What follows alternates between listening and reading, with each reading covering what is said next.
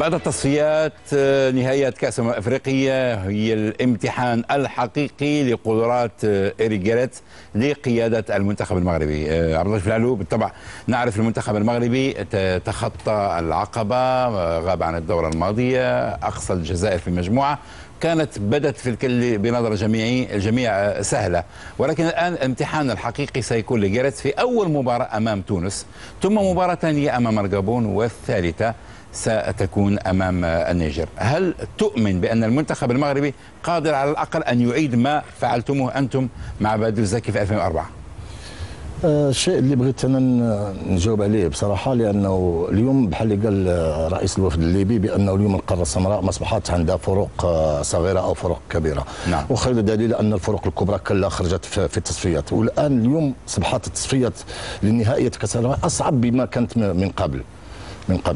لانه من تيخرج الفريق المصري والنيجيري والكاميرون ويتاهل الفريق التونسي بصعوبه في اخر دقائق، لولا تشاد تعادلت مع الملاوي لكن كان خرج الفريق التونسي، ولو المنتخب المغربي كانت التصفيه ديالو صعبه بالنسبه اخر مباراه كانت صعبه واخر مباراه احسن من التاهيل في اخر مباراه مع تنزيها، والحمد لله بانه رجع في هذه المباراه. اللي كان الابرز في هذه المباراه هو اللاعب تاع رباط اللي هو بغى يحاول يصالح مع الجمهور المغربي وحاول يثبت الذات ديالو في المباراه. نعم. وكان نجم هذه المباراه هو اللي اهلنا، فالتصفيات كانت صعبه للغايه.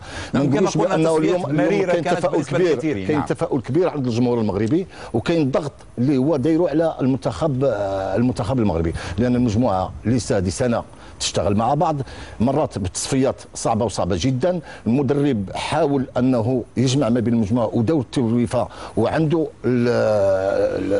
الفريق الاساسي في العقل ديالو، وهذا خير دليل انه ما دارش مباريات وديه، اكتفى بمباراه وديه واحده. يقول بان ربما جاريث تهرب من إقامة مباريات ودية مع فرق كبيرة، لأن دورة إلجي في مراكش بدأت تكشف بعض العيوب. نعم. خسر أمام أوغندا بهدف مقابل نعم. شيء، ثم تعادل مع الكاميرون في آخر دقيقة بهدف لهدف. نعم. تنظن بأنه جاريث عنده فكره ديالو، رغم انه ربما حتى لانه الاعلام خصو اللاعبين كاملين يكونوا مركزين قبل النهائيات. نعم. وتنظن بانه خير شيء اللي هو التجربه اللي عشناها احنا في 2004، ما كانتش علينا نهائيا ضغوط، رحنا للمكان، ربما جاريث تفائل بهذا المكان لانه هو المكان في نعسكرنا في 2004 في مربيه في فندق في اوتيل كامبيسكي، ويحاول يخرج اللاعبين من هذا الضغط. وتنظن بانه حتى واحد ما كان مآمن بالفريق ديال 2004، وهذا يختلف على اليوم الفريق، لانه كانت المباراه الاولى وهي المفتاح، المباراه الاولى هي المفتاح اللي هي كانت. فتنظن بان المباريات اللي غادي تلعب مع الفريق التونسي هذا ديربي محلي ما فيه، رغم انه اليوم تيقولوا بانه رجع لنقطه صفر الفريق التونسي. تنظن بان الفريق التونسي ما مر به المنتخب الليبي، مر في ظروف صعبه ومع ذلك تاهل في ظروف صعبه، وتنظن عندهم مدرب شاب وكفء وعنده مزيج من الخبره، لانه تقريبا كاع اللاعبين تعرفهم اللاعبين المحليين اللي فاز معاهم بالكاس افريقيا المحليين، ودار مزيج ب4 لاعبين او 5 لاعبين محترفين على راسهم على كريم حقي، ودار توليفه. لان المباراه الاخيره ضد، وما نساوش بان المباراه الاخيره ماشي مقياس انهم انهزموا مع لا كوت ديفوار، لان في اخر مرحله الاعداد، لانه تنجموا بانهم خارجين من المرحله الاولى اللي هي كانت صعبه ضد المنتخب الباسكي وضد المنتخب الكتالوني ومباراه السودان، فثلاث مباريات كانت صعبه. تنظن المرحله الاخيره من الاستعدادات تنظن بانه كان ارهاق نوعا ما من هذا، ولكن تيبقى الفريق التونسي لانه تهيأ بما فيه الكفايه وغادي يكون. سنعود الى هذه النقطه، وربما بعض الاشياء التي تبين ذلك الارهاق والاجهاد، ان الهدف الاول جاء في الدقيقه 44 ثم الهدف الثاني مع بدايه الجوله الثانيه ان قلت التركيز والاجهاد. على اي حال نتعرف على لائحه 23 لاعب مغربي، هناك ما كان يطالب باسماء، ولكن المدرب إيريك جاريث هو الذي حدد تلك الاسماء. هناك نادر المياغري، هناك عصام باده حارس الفتح الرباطي، رغم ان هناك من كان يطالب بحارس مرمى المغرب الفاسي بالنظر الى ما قدم في كاس الاتحاد الافريقي، محمد امسيف حارس اوكسبورغ، الألماني، والذي يشترك بعد أن لعب شوط واحد فقط في كأس إلجي. اللاعبون في الدفاع هناك جمال علوي لاعب الخريطيات، هناك بدر القادوري، ميكائيل باسير، مهدي بن عطية، عبد الحميد الكوثري، أحمد القنطاري، عبد الصمد بوخريس العائد إلى الفتح الرباطي، مصطفى المراني قلب دفاع المغرب الفاسي والذي لم يشترك ولو مرة واحدة مع المنتخب المغربي، الحسين خرجة قائد المنتخب، مروان شماخ، كريم الأحمدي العائد، المهدي كارسيلا الذي تمت المنادات عليه بعد كان أصيب وغاب عن المنتخب المغربي لعدة أشهر، مبارك مصطفى، يوسف حجي، هناك عادل هرماش، يونس بلهندة، أسامة السعيدي، عادل تعرابط، مروان شماخ شاهدنا مرة ثانية أعيد اسم مروان شماخ، يوسف العربي، ونور الدين المرابط. طبعا دي لائحة المنتخب المغربي، رغم أن طالب بمجيء الحمداوي على اعتبار أن السعيدي ربما مصاب بآلام في ظهره، ولكن جيريتس طمأن الجميع اليوم في المؤتمر الصحفي. المنتخب المغربي جاهز بكل عناصره. أستاذ مفتاح، أنت تحدثت عن المنتخب الليبي، الآن المنتخب المغربي كيف تنظر أنت إليه من خلال الخبرة؟ وأنت سبقتني 2004 قلت بأنه كان يستحق أن يكون بطل في تلك البطولة. كان يستحق أن يكون بطلا فعلا في مع احترامي وتقديري الفريق التونسي، الا ان الفريق المغربي قدم مباريات كبيره، قدم اجمل كره، قدم اجمل كره، يعني كان يستحقها، وكان كل الجمهور منحازين له، يعني بطريقه الحب الكوره اللي هي هذه نعم. طبيعتها في المنافسه. انا اعتقد حتى في 2002 في مالي اعتقد كان الفريق كان شكله جيد، لكن كان عنده صوت طالع نعم. يعني وكان قمه يوسف حاجي ويوسف حاجي كلهم موجودين، لكن ممكن ظروف الاعداد، ظروف غيرها. نعم. انا اعتقد ان الفريق المغربي يحتاج الى اللحمه اكثر ما يحتاج الى عامل ولكن كيف تنظر الى كلهم لاعبين محترفين؟ هذا المنتخب المغربي هذا الان بالتشكيله التي لديه، بالمدرب الذي يشهد له بالكفاءه، بالتغيير او النقله النوعيه التي عرفناها في اداء المنتخب المغربي، هل انت تراه بطل كمرشح لان يكون من بين الابطال؟ انا نجيب لك مثال بامانه، يعني هذه وجهه نظري، ربما نكون مخطئ انا، لكن حسب ما نتابع في الفريق المغربي من ايام فراس احمد، وتغيرت طبعا الان الفتره الاخيره اجيال تغيرت. لاحظت ان الفريق المغربي الحماس ينقص الحماس، يعني مثيل الحماس الفريق المصري. الفريق المصري عنده حماس كبير ولحمه بين اللاعبين، فاللاعبين المغاربه اغلبهم طبعا محترفين في اكثر من دوله، يعني كلهم اغلبهم محترفين. نعم. فانا اعتقد انه يحتاجوا الى لحمه، الى وفاق بينهم وجلسات واريحيه وخلق روح من اللحمه الوطنيه.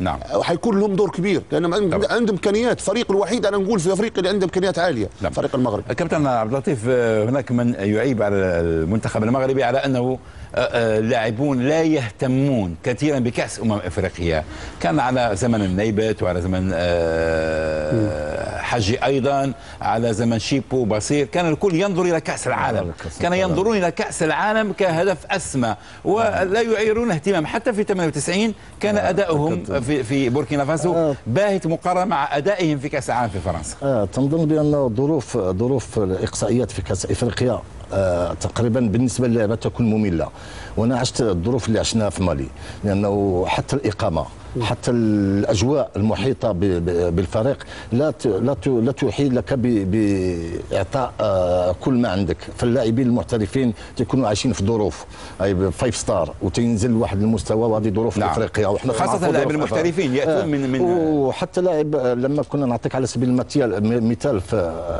في مالي، لما كنا في ناغويا معنا الفريق جاء غادر الفريق اللاعب كوفو اللي نعم. كان في البايرن ميونخ، غادر نعم. الفريق لان ظروف الاقامه غير نعم. من تدخل انت كمنتخب لاعبين يلعبوا في الديبورتيفو لا كورون، يلعبوا في شوتابتون، يلعبوا في محترفين، وتجي واحد ودير واحد الفيلاج اولمبيك فيه اربعه لاعبين في غرفه واحده، فاللاعبين تيصبر الاسبوع الاول. لذلك ربما نشاهد دائما ان لاعبي الكاميرون دائما ما كانوا يرفضون فنادق، يطالبون بمكافآت، تعودوا مع انديتهم الكبيره ان يجدوا سبل الراحه. من طبيعه الحال اي سبل الراحه ما تكونش كافيه بالنسبه للاعبين المحترفين. في ضوء ذلك، في ضوء هذه الظروف هي موجوده حاليا، موجوده حتى اليوم.